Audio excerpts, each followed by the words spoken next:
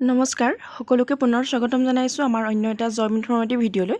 আজিৰ ভিডিঅ'টোত আপোনালোকৰ বাবে খুবেই এটা ভাল খবৰ লৈ আহিছোঁ, কাৰণ আপোনালোকৰ বাবে পুনৰ ড্ৰাইভাৰ আৰু MTSৰ বাবে পদ মুকলি হৈছে। যদি আপোনালোকে এই জবসমূহৰ বাবে এলিজিবল আৰু ইণ্টাৰেষ্টেড হয়, সকলোৱে এপ্লাই কৰিব পাৰিব। কেনেদৰে আপোনালোকে এপ্লাই কৰিব পাৰিব, কোৱালিফিকেশ্যন কেনেধৰণৰ হ'লে আপোনালোকে এপ্লাই কৰিব পাৰিব, আৰু বয়স সীমা কিমান লাগিব, ইয়াতে সকলোখিনি ডিটেইলছ আমি আলোচনা কৰিছোঁ। ভিডিঅ'টো শেষলৈকে চাই থাকক। যিসকলে এটা জবৰ বাবে অপেক্ষা কৰি আছিল, তেওঁলোকৰ বাবে খুবেই এটা ভাল সুবিধা মুকলি হৈছে। ভিডিঅ'টো শেষলৈকে চাই থাকক। আৰু যিসকলে আমাৰ চেনেলত প্ৰথমবাৰৰ বাবে ভিডিঅ' চাইছে, তেওঁলোকে চেনেলটো ছাবস্ক্ৰাইব কৰি ৰাখিব এনেধৰণৰ জব ইনফৰ্মেটিভ ভিডিঅ'সমূহৰ নটিফিকেশ্যন আগলৈ লাভ কৰি থাকিবলৈ। আৰু আমাৰ হোৱাটছএপ চেনেল আৰু টেলিগ্ৰাম চেনেলতো জইন হৈ ল'ব এনেধৰণৰ জব ইনফৰ্মেটিভ ভিডিঅ'সমূহ নটিফিকেশ্যনৰ লগত প্ৰত্যক্ষভাৱে সংযুক্ত হৈ থাকিবলৈ। তেনেহ'লে আহক আমি এই পদসমূহৰ বাবে কেনেধৰণৰ কোৱালিফিকেশ্যন হ'লে আপোনালোকে এপ্লাই কৰিব পাৰিব, বয়সসীমা কিমান লাগিব, চিলেকশ্যন প্ৰচেছটো কেনেধৰণৰ হ'ব, সকলোখিনি ডিটেইলছ আমি জানি লওঁ। ইয়াতে পদখিনি মুকলি কৰি দিছে CSIR North East Institute of Science and টেকন'লজিৰ ফালৰ পৰা পদখিনি মুকলি কৰিছে। মাল্টিটাস্কিং ষ্টাফ বা MTSৰ বাবে পদ ইয়াতে খালী আছে, আৰু ড্ৰাইভাৰৰ বাবে আপোনালোকে ইয়াতে পোষ্ট দেখিবলৈ পাব। নন টেকনিকেল পোষ্ট হয়। যোনসকলে এপ্লাই কৰিম বুলি ভাবিছে, তেওঁলোকে এপ্লাই কৰিব পাৰিব। CSIR North East Institute of Science and technology যোৰহাটৰ ফালৰ পৰা পদখিনি মুকলি কৰি দিছে। 2026 বৰ্ষৰ বাবে পদ ইয়াতে মুকলি হৈছে। মাল্টিটাস্কিং ষ্টাফৰ বাবে টোটেল পোষ্ট আছে 9টা, আৰু কেটেগৰী ৱাইজ ভেকেঞ্চিখিনি ইয়াতে দিয়া হৈছে। URত আছে 4টা, EWSত আছে 1টা, OBC NCLত আছে 2টা, SCত আছে 1টা আৰু STত আছে 1টা। আৰু এজ লিমিটখিনি হ'ব ইয়াতে আপাৰ এজ লিমিট দিয়া হৈছে। আপোনালোকৰ মেক্সিমাম 25 ইয়াৰ্ছলৈকে আপোনালোকে এপ্লাই কৰি থাকিব পাৰিব। আৰু ইয়াতে এছেঞ্চিয়েল কোৱালিফিকেশ্যন বা এডুকেশ্যন কোৱালিফিকেশ্যন কেনেধৰণৰ হ'লে আপোনালোকে এপ্লাই কৰিব পাৰিব সেইখিনি দিয়া হৈছে। আপোনালোকে ইয়াতে মেট্ৰিক পাছ কৰিলেও এপ্লাই কৰিব পাৰিব। আৰু ডিজায়াৰেবল কোৱালিফিকেশ্যনৰ কথা দিয়া হৈছে। It is desirable to be intermediate 12 পাছ। ইয়াৰ পাছতে ড্ৰাইভাৰৰ পোষ্টৰ বাবে টোটেল পোষ্ট আছে 1টা আছে। URত তাতে ৰিজাৰ্ভ কৰা হৈছে পদটো, আনৰিজাৰ্ভ কেটেগৰীত ইয়াতে 1টা পদ আছে। ইয়াতে এজ লিমিট হৈছে 27 ইয়াৰ্ছলৈকে ইয়াতে এপ্লাই কৰিব পাৰিব। ইয়াতো আপোনালোকে এজ আৰু ৰিলেক্সেশ্যন লাভ কৰিব পাৰিব। আৰু ইয়াতে কোৱালিফিকেশ্যন মেট্ৰিক পাছ হ'লে আপোনালোকে এপ্লাই কৰিব পাৰিব। আৰু প্ৰফেশ্যনেল কোৱালিফিকেশ্যনৰ কথা কোৱা হৈছে, আপোনালোকৰ এখন ড্ৰাইভিং লাইচেঞ্চ থাকিব লাগিব, valid driving licence LMV and HMV, আৰু নলেজ অফ মটৰ মেকানিজিমৰ বিচাৰিছে। মটৰ মেকানিজিমৰ ইয়াতে নলেজ বিচাৰিছে। আৰু experience of driving a motor car for at least 3 years। 3 yearsৰ আপোনালোকৰ মটৰ কাৰ ড্ৰাইভিঙৰ এক্সপিৰিয়েঞ্চ লাগিব ইয়াতে।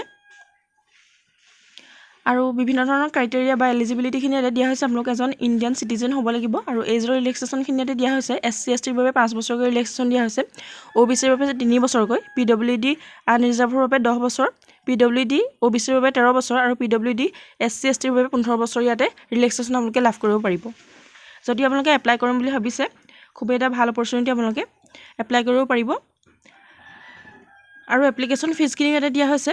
জেনেৰেল OBC আৰু EWSৰ বাবে 500 টকাকৈ এপ্লিকেশ্যন ফিজ ইয়াতে দিব লাগিব। SC ST আৰু PWDৰ কাৰণে কোনো ধৰণৰ এপ্লিকেশ্যন ফিজ নাই। আৰু যিখিনি ESM ওমেন CSIR এমপ্লয়ী আছে, তেওঁলোকে ইয়াতে কোনো ধৰণৰ এপ্লিকেশ্যন ফিজ দিব নালাগে। কেৱল জেনেৰেল OBC আৰু EWS কেটেগৰীৰ বাবে 500 টকা ইয়াতে এপ্লিকেশ্যন ফিজ ৰখা হৈছে।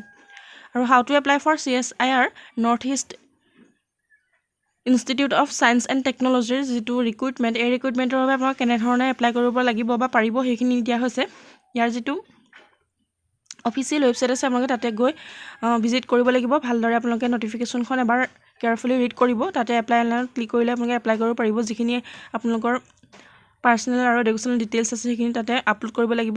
তেনেকৈ আপোনালোকে এপ্লাই কৰিব পাৰিব। আৰু কেনেধৰণৰ ডকুমেণ্টছ ইয়াতে দৰকাৰ হ'ব সেইখিনিও দিয়া হৈছে। SSC 10th certificate and marksheet, আপোনালোকৰ মেট্ৰিকৰ চাৰ্টিফিকেট আৰু মাৰ্কশ্বিট তাতে দৰকাৰ হ'ব। Intermediate 10+2 diploma certificate and marksheet, যদি আপোনালোকে সেইবোৰ কিবা ডিগ্ৰী আছে, ডিপ্ল'মা আছে, তেতিয়া আপোনালোকে তাৰো ডিপ্ল'মা আপোনালোকে তাতে আপলোড কৰিব লাগিব। ITI চাৰ্টিফিকেট যদি আপোনালোকৰ এপ্লিকেবল হয়। আৰু লেটেষ্ট কাষ্ট বা কেটেগৰী চাৰ্টিফিকেট, যিসকল ৰিজাৰ্ভ কেটেগৰী থাকে তেওঁলোকে কাষ্ট চাৰ্টিফিকেট ইয়াতে আপলোড কৰিব লাগিব।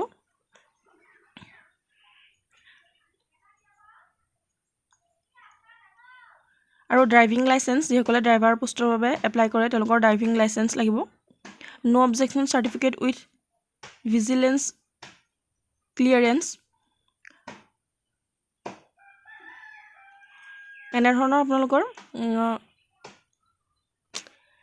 যিমানখিনি ডকুমেণ্টছ লাগে সেইখিনি তাতে আপোনালোকে আপলোড কৰিব লাগিব আৰু ইম্পৰ্টেণ্ট ডেটছখিনি কথা কোৱা হৈছে ইয়াতে এপ্লিকেশ্যন ষ্টাৰ্ট হৈছে 5 মে 2026 পৰা 5 মে তাৰিখৰ পৰা ইয়াতে এপ্লিকেশ্যন চলি আছে আৰু যদি আপোনালোকে এপ্লাই কৰিব বিচাৰে সকলোৱে ইয়াতে এপ্লাই কৰিব পাৰিব 4 জুন পৰ্যন্ত আপোনালোকে ইয়াতে এপ্লাই কৰি থাকিব পাৰিব আপোনালোকৰ হাতত সম্পূৰ্ণ এমাহ এপ্লাইৰ বাবে সময় দিয়া হৈছে যদি আপোনালোকে এপ্লাই কৰিব বিচাৰে 4 জুনৰ ভিতৰত সকলোৱে এপ্লাই কৰিব পাৰিব যোনসকল এলিজিবল আৰু ইণ্টাৰেষ্টেড হয় সকলোৱে এপ্লাই কৰিব পাৰিব ইমানখিনি আছিলে ডিটেইলছ যদি ভিডিঅ'টো ভাল লাগে এটা লাইক কৰিবলৈ নাপাহৰিব আৰু চেনেলটোলৈ প্ৰথমবাৰৰ বাবে অহাসকলে চেনেলটো ছাবস্ক্ৰাইব কৰি ৰাখিব এনেধৰণৰ ইনফৰ্মেটিভ ভিডিঅ'সমূহ ন'টিফিকেশ্যন আগলৈ পাই থাকিবলৈ ভিডিঅ'টো শেষলৈকে চাই থকাৰ বাবে বহুত বহুত ধন্যবাদ